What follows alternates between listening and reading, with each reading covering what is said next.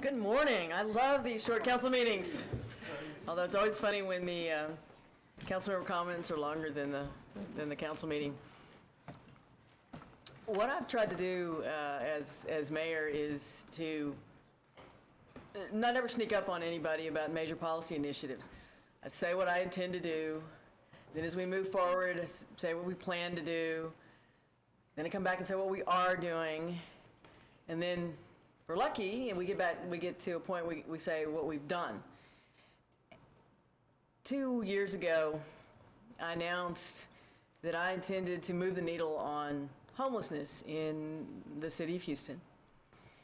And we've come back and said what we intended to do.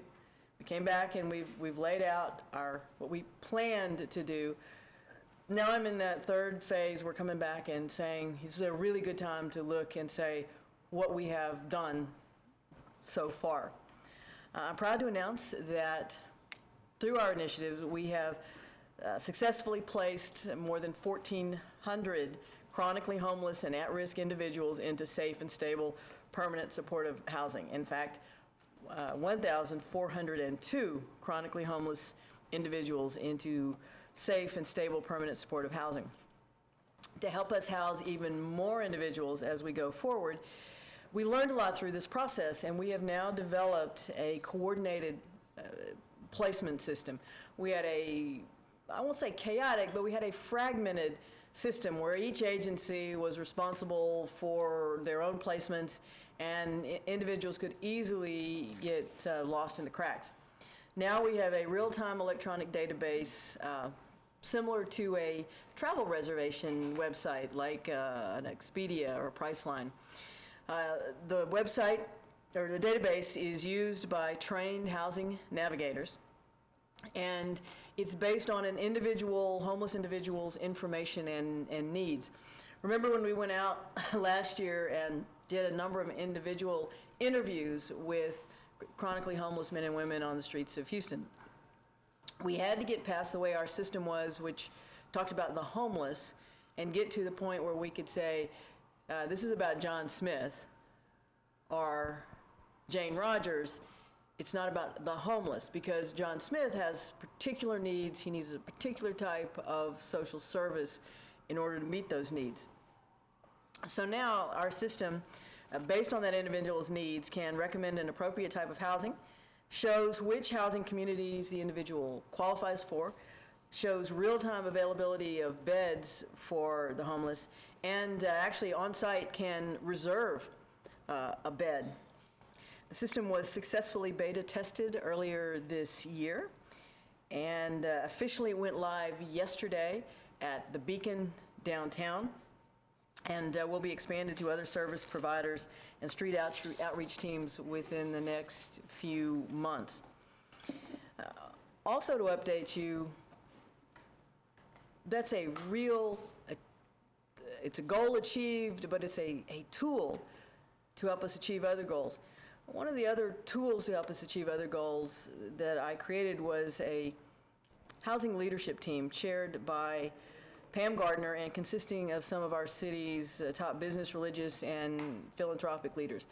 Not a team of groups that are engaged in providing services to the homeless, which the Coalition for the Homeless is, but individuals who are either interested personally in the issue or because of the role they have in the community. I appreciate Pam Gardner chairing, but to have Bob Urey representing downtown, but also, for example, Cardinal DiNardo, who comes personally to engage on this issue.